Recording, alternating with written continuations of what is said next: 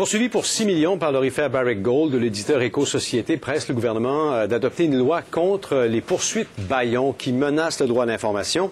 Selon Éco-Société, le véritable but de cette poursuite du géant de l'or au Canada, c'est de la pousser à la faillite. Tout a commencé avec la publication de ce livre qui s'appelle Noir Canada, un livre dont Alain Deneau est l'auteur. Bonjour, Monsieur Deneau. Bonjour. C'est un livre qui dénonce le pillage, la corruption, la criminalité en Afrique. Et vous y associez une compagnie comme Barrick Gold. Mais en fait, il faut reprendre les choses dans la perspective qui a été la nôtre dans ce travail. C'est-à-dire que, comme chercheur universitaire, on s'est rendu compte qu'il y a dans le monde un nombre considérable de sources d'informations crédibles, des rapports de l'ONU, des dépositions à la Chambre des représentants aux États-Unis, des rapports d'organisations telles que Human Rights Watch, Amnesty International, Global Witness, des journalistes chevronnés, Dominic Johnson, Colette Brackman, ainsi de suite. Il y a énormément de sources dans le monde qui font état d'un nombre considérable d'abus, voire de crimes parfois, qui auraient été commis par un nombre, là aussi, très important de sociétés canadiennes en Afrique.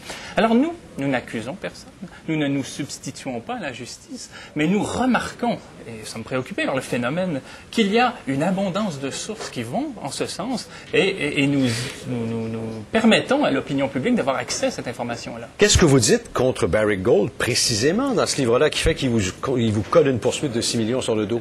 Vous remarquerez que, je veux dire, les proportions là, sont tout simplement invraisemblables. Là. Je veux dire, nous avons cité des rapports comme celui-ci, tout à fait crédibles du point de vue des critères de recherche académique ou journalistique, là.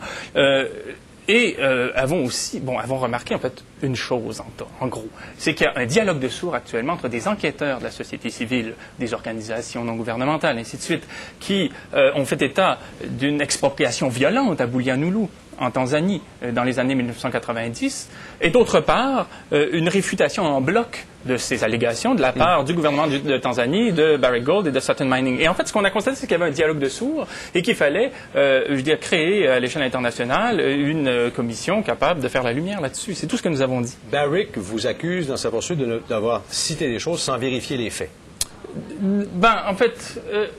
Est-ce que vous leur avez parlé? Est-ce que vous les avez confrontés à ces allégations? C'est-à-dire que ce qu'on a fait, c'est qu'on a remarqué qu'il y a des sources crédibles qui font état d'expropriation excessivement violente. On parle de milliers de personnes à Bulyanhulu. Nous avons remarqué que le gouvernement tanzanien, les sociétés concernées, réfutaient tout en bloc.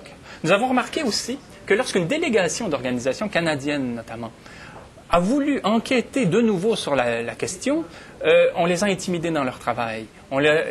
Ils se sont dit incapables de travailler correctement malgré un certain nombre d'informations qu'ils ont pu glaner. Et ils en ont été à dire qu'il y avait une concordance suffisante entre les témoignages et les observations faites pour justifier qu'on demande à l'ONU de créer une commission indépendante pour faire le point sur ces choses. Il n'y a pas de diffamation là, mais il y a plutôt une tentative d'intimidation de la part de gens qui pervertissent la procédure judiciaire pour nous bâillonner. Quel est le but de ce livre? C'est que, par exemple, les Canadiens qui investissent dans leur REER, dans leur placement, soient au courant qu'il y a peut-être leur entreprise pose des gestes répréhensibles en Afrique? Oui, je ne vous apprendrai pas au Canal Argent, je ne sais pas à vous que je vais apprendre qu'on est dans une économie libérale, que dans une économie libérale, les agents sont libres, ils agissent selon leur rationalité, et pour être libre, il faut être informé.